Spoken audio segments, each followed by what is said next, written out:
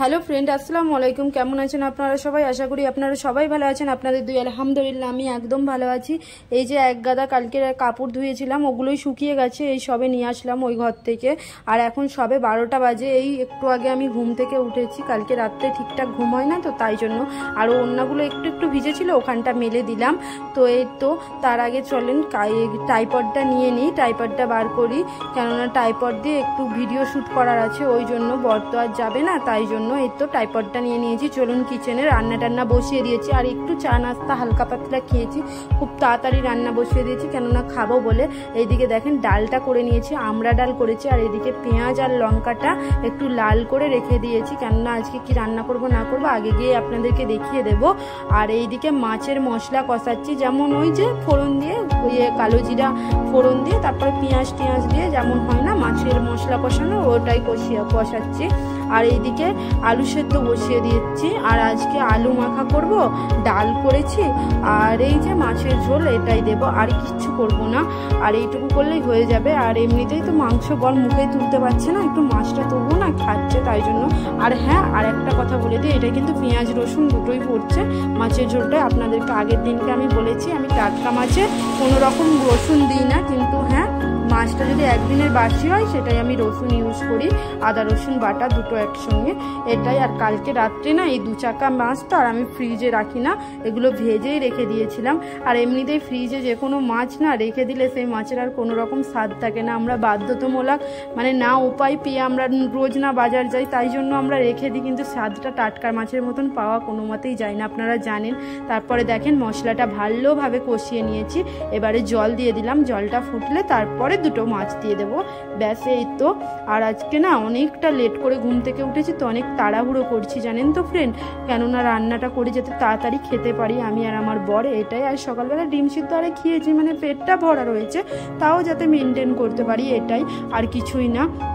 আর কি বলেন তো, এখন তো আমার নামাজ পড়াও হচ্ছে না, তাই জন্য এখন কোনো চাপ নেই। আর কেন হচ্ছে না না হচ্ছে না ওটা আপনাদেরকে বলে মুখে আমি আর আনকমফোর্টেবল হতে চাই না, আপনারা সবাই বুঝতে পেরে যান কেন না কেন। আর তারপরে দেখেন এইখানে কাজ হচ্ছে রাস্তাতে, এই যে ড্রেনের কাজ হচ্ছে, ওটাই দেখানোর চেষ্টা করছিলাম। এনারা বৃষ্টিতে ভিজে ভিজেই কাজ করছে।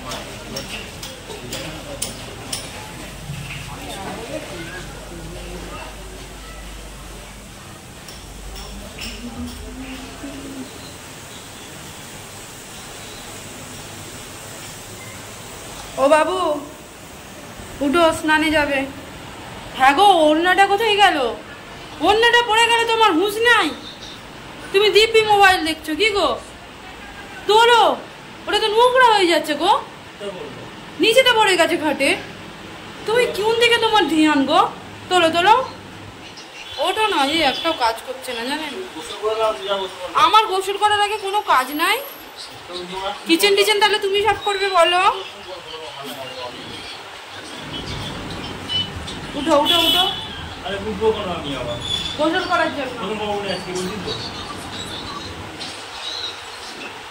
বাপরে, ওটা গোসল করো, তো ফ্রেন্ড চলুন কিচেনে যাই। কিচেনে এই যে চলে আসলাম, ওই যে মাছগুলো দিয়ে গিয়েছিলাম না ঝোলের মধ্যে, এগুলো এই তো আলহামদুলিল্লাহ হয়ে গেছে ওটাই। আর এইদিকে কুকারেও আরামসে সিটি আরে পড়ে গেছে তো এই তো এই রান্নাগুলো কমপ্লিট। এবারে কিচেন টিচেন পরিষ্কার করলেই হয়ে যাবে। আর তার আগে চলুন কড়াই থেকে ঢেলে নিই। আর আপনারা জানেন আমি কড়াই কোনো দিনও মানে রান্না টান্না করে আমি কড়াই রেখে দিই না, আমি এটো কড়াই আমি মেজে নিই সঙ্গে সঙ্গে, কেননা আমার ভালো লাগে না, ক্যাচড়া টাইপ লাগে, ওই জন্য। এখন সবাই করে তাই না বলেন, কেউ আর কড়াই কিবা পাতিল হাঁড়ি পাতিলে কোনো তরকারি রেখে দেয় না, এটাই তো। এটা চলুন নিচে রেখে দিয়ে এটাই ঢাকা চাপা দেবো। আর এইদিকে ভাত টাত সব হয়েই গেছে তো এটা রেখে দিলাম। আর এইটা এবারে বেসিংয়ে রাখি, কেননা এবারে যতগুলো বাসন পড়বে এগুলো এক এক করে মাজতে হবে। আর চন্দ্রমুখী আলু তো আমার ঠিকঠাক খেয়াল ছিল না, আমি একটু বেশি হুইসেল দিয়ে দিয়েছি, একটা হুইসেল চন্দ্রমুখী আলুই হয়ে যায় তাই না, নাম।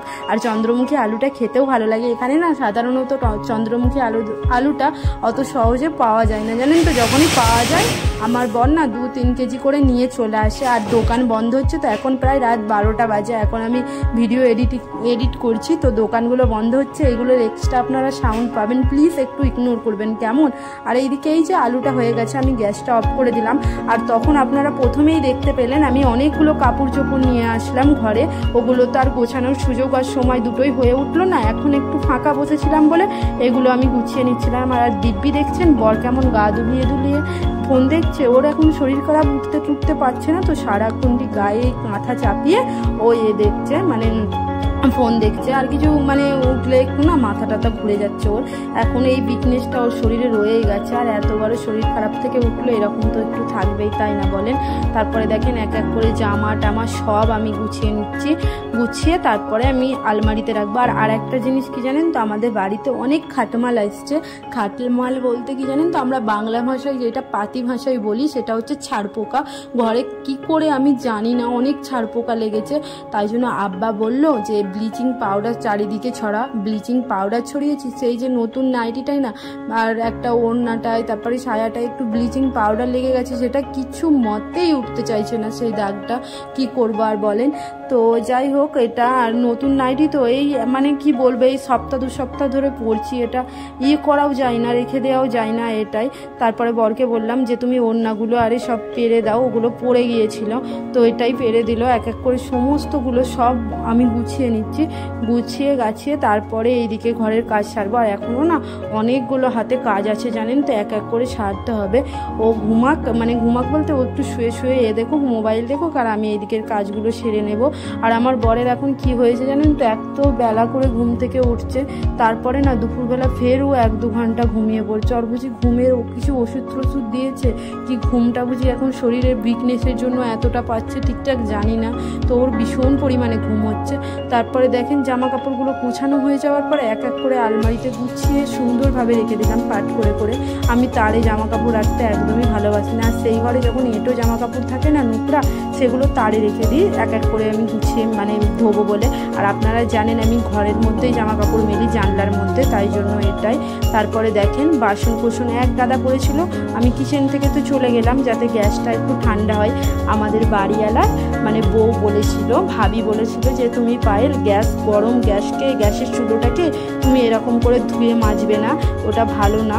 তো তাই জন্য না গ্যাসের চুলোটাকে একটু ঠান্ডা করে তারপরেই কিচেনে ঢুকি এখন আমি। আর তারপরে দেখেন এক এক করে সমস্ত বাসন কুসন সব কিছু মেজে নিচ্ছি, মেজে ধুয়ে নেওয়ার পরে তারপরে কি করি না করি আপনারা দেখতেই পাবেন। আর আমার না তুলনামূলক একটু বেশি বাসন পড়ে রান্না টান্না করার জন্য, আর বেসিন ঘরে থাকলে তো মানুষের ভীষণ সুবিধা। অন্য সময় কি জানেন তো, রান্না করতে করতেই বাসন আমি মেজে নিই। আর আজকে কি বলুন তো, আমি প্রপার ভিডিও বানাবো বলে তাই জন্য এক এক করে মেজেছিলাম না, এরকম করে মাজলাম। আর সত্যি কথা বলতে না, যারা ডেলি লাইফস্টাইল ভিডিও বানায় তাদের অনেকটাই কাজে লেট হয়, এই যে ক্যামেরা হাজার দিকে সেট করার জন্য, তারপরে এক এক করে কাজ দেখানোর জন্য। এটা সত্যি একটু টাফ, মানে টাফ বলতে কি একটু বিরক্তিকর ব্যাপার কাজ করতে, তো এটাই। তারপরে দেখেন ভালো করে ঘষে মেজে কড়াইটা পরিষ্কার করে নিচ্ছি, খুব ভালো করে। কড়াই পরিষ্কার থাকলে রান্নার এনার্জিটা অনেকটাই বেড়ে যায়, তাই না বলেন, আমার তো হয় এটাই। তারপরে দেখেন ভালো করে কড়াইটা ধুয়ে নিলাম, তো ধোয়া হয়ে গেল, এবারে রেখে দিই। তারপরে আমি এবারে গ্যাসটা ভালো করে ক্লিন করে নিই, আর তার আগে সিলিন্ডারটা অফ করে দিলাম এটাই। আর এই তো গ্যাসে একটু পানি ছিটিয়ে দিলাম, কেননা এবারে সার্পো জল থেকে, সাবান গুঁড়ো থেকে আমি পরিষ্কার করব এটাই। আগে কি বলেন তো, আমি স্প্রে বোতল থেকে না গ্যাস সেগুলোর পরিষ্কার করতাম, এখন আর করি না। এখন এরকম করে পরিষ্কার করি, ডিপ ক্লিনটা করি প্রত্যেক দিন করি, এবং কি রাত্রেবেলা আমি করে ঘুমাই। তো আমার না মনে হয় কিচেন যত পরিষ্কার থাকে এনার্জিটা সব থেকে বেশি না কিচেন থেকেই আসে। কিচেন পরিষ্কার থাকলে মনে হয় মন টোন সব পরিষ্কার থাকে, এটাই। তো আপনাদেরকে হেসে একটু দেখিয়ে দিলাম কি বরের সঙ্গে চাল্লে কথা হচ্ছিল, তো এটাই। তারপরে দেখেন ভালো করে গ্যাসটা ডলে পরিষ্কার করছি আমি, তো এই তো ভালো করে পরিষ্কার করে নেওয়ার পরেও এখন কাজ আছে। আর আজকে তুলনামূলক অনেকটা লেট হয়ে গেছে, অন্য সময় না বরের থেকে একটু আগে উঠে আমি কাজগুলো সেরে নিই, আর আজকে সেটা হয়েছিল না, তো এটাই। আর কালকে না রাত্রে ভীষণ মানে ছাড়পোকা বিরক্ত করেছে, আল্লাহ জানে কি করব আমি এদেরকে নিয়ে, কিছুতেই যাচ্ছে না জানেন বাড়ি ছেড়ে। আমার বর বলছে তোমাকে ভালোবেসে ফেলেছে, তাই জন্য তোমাকে ছেড়ে যেতে চাইছে না।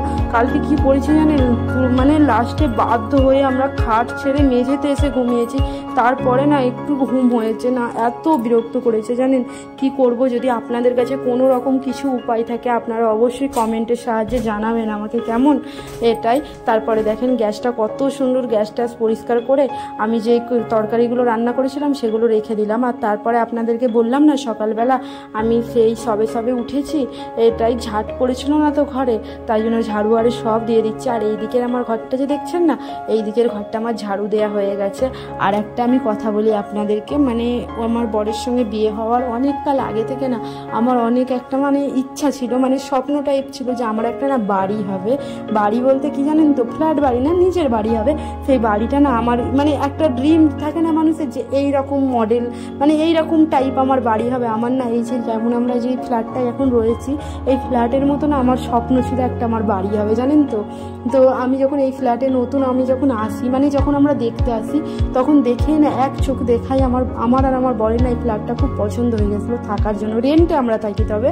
তো এইরকম, তো এটাই বললাম আল্লাহ কবে যে আমার তেমন সামর্থ্য দিবে আমরা এরকম নিজেদের কিনবো জানি না। আপনারা সবাই দোয়া করবেন, কেমন।